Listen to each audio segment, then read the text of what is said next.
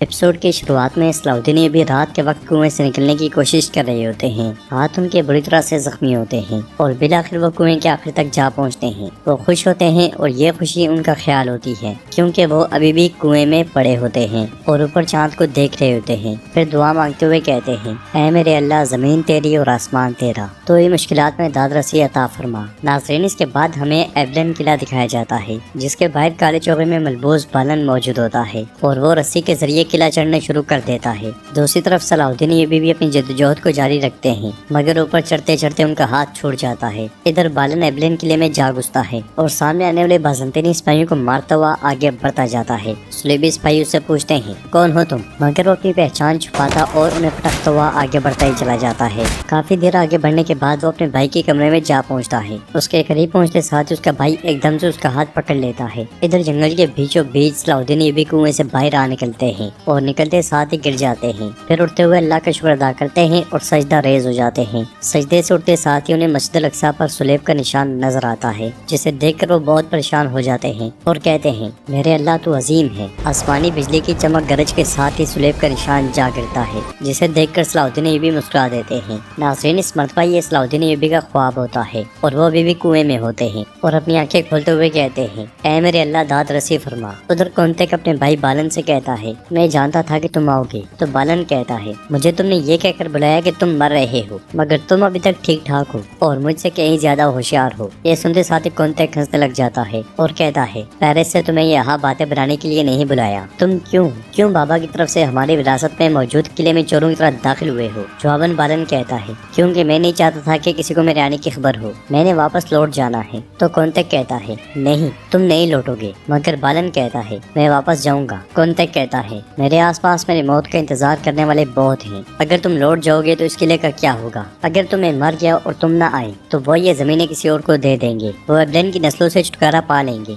मगर इसके बावजूद बालन कहता है, शायद सबसे बेहतर भी यही होगा। इस तरह कोई भी नहीं बचेगा जो यरूशलेम की बादशाही में उनके इक़दामात पर तनकीद करे और उनके मंसूबों के बारे में उनका सामना करे। यह सुनकर कोंतेक कहता है, तुम एक बुज़दिल हो। यहाँ रहने का इंतखाब करने और उसके लिए लड़ने के बजाय जिस पर तुम यकीन रखते हो, तुम भागने को तरजीह दे रहे हो। हमें बादशाहों के साथ ताल्लुक को अच्छे से निभाना चाहिए था। इस पर बालन कहता है, जी हाँ, और तुमने जो कुछ उन्होंने कहा वो करके जमीनों को अपने कब्जे में रखा। मैं तुम्हारे साथ दोबारा इस मौजू पर बात नहीं करूँगा। मैं तुम्हें देखने आया था, मैंने तुम्हें देख लिया, अब मैं जा रहा हूँ। फिर बालन फूलनुमा चीज उसे देते हुए कहता है, ये मैंने तुम्हारे लिए बनाया था, इसे अपना रास्ता रोशन करने दो। बालन की बातें सुनते हुए कोंतेक बहुत गमगीन हो जाता है और बालन जैसे ही आगे बढ़ता है तो कोंतेक कहता है, ये तुम्हारी गलती नहीं थी। हमारे बाबा के मामले में मैंने तुम्हारे साथ बहुत नाइंसाफी की। यह सुनते साथ ही बालन के कदम रुक जाते हैं और वो उस लम्हे को याद करता है जब बचपन में उसने अपने बाबा से कहा था, आप ऐसा नहीं कर सकते बाबा, मुझे बादशाह के हुक्म की परवाह नहीं है। आप उन्हें तब्दील करने या ये जगह छोड़ने पर मजबूर नहीं कर सकते। अगर आप उन जालिमों की बात सुनकर हमारी जमीनों में रहने वाले गरीबों को दूर भेजते हैं तो मैं भी चला जाऊंगा। और मैं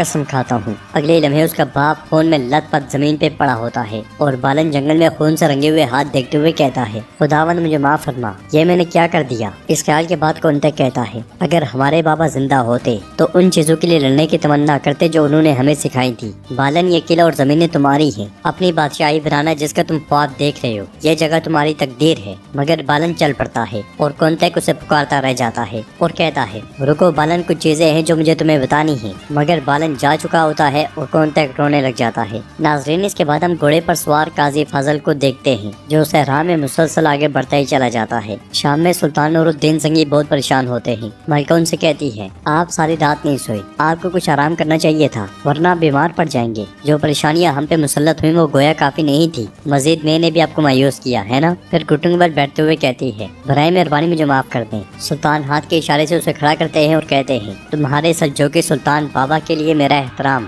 तुम्हारे जुर्म से बढ़कर है, इसीलिए तुम अभी तक मेरे साथ हो। लेकिन तुम्हारी आंखों में पड़े हुए पर्दे अब हमारे दरमियान हायल हो चुके हैं। असमत खातून और उसके पेट में मौजूद बच्चे को तुम्हारे से काफी दूर महफूज जगह भेजा है, मगर तुम्हारे नफ्स से तुम्हें कैसे बचाएंगे खातून? कैसे? इसी में वजीर अमाद वहाँ आते हैं और कहते हैं, दीवान में सब आपके मुंतजर हैं। उधर जंगल के बीचों बीच कुएं में सलाउद्दीन भी भूख से बिल्कुल निढाल होते हैं और मुसलसल अल्लाह से दुआ मांग रहे होते हैं। इधर आगे बढ़ते हुए शेर को सुल्तान से कहते हैं, मेरे सुल्तान, लश्कर बेसुकून है। सलाउद्दीन की गुमशुदगी ने हमारे बाजू और हाथ बांध दिए हैं। हम कुछ की तरफ पेशकदमी नहीं कर सके, मिस्र की जानिब भी पेशकदमी नहीं कर सके। चारों तरफ से आवाजें उठ लौट रही हैं। लश्कर को दाएं बाएं मोड़ने में दुश्वारी है। सुल्तान रुकते हुए पूछते हैं, सलाउद्दीन को गायब हुए कितना अरसा हो गया है शेर को? कितने दिन हो गए बताओ, और निशानात? तो शेर को कहता है, नहीं। सुल्तान गुस्से से कहते हैं, तुम्हारा भाई अय्यूब गैर मोतबर अफवाहों पर यमन की तरफ घोड़े दौड़ा रहा है, क्या कोई इत्तला है? शेर को कहता है, नहीं। सुल्तान कहते हैं, हमारा लश्कर दाईं तरफ जाएगा या बाईं तरफ, ये अल्लाह की मर्जी है और तुम इसके बारे में सोचना बंद करो और सिर्फ सलाउद्दीन के बारे में कोई सुराग ढूंढो। अब बताओ, यारोकी को खबर भेजी? तो शेर को कहते हैं, जी हाँ, आपके बुलावे के बारे में बाखबर किया गया है, बहुत जल्द वो महल में होगा। ये सुनते साथ ही सुल्तान आगे बढ़ जाते हैं। उधर जंगल में घोड़े पर सवार बालन आगे बढ़ रहा होता है और अपने बचपन को याद करता है जब बाप को मारने के बाद वो इसी तरह इस जंगल में भाग रहा था।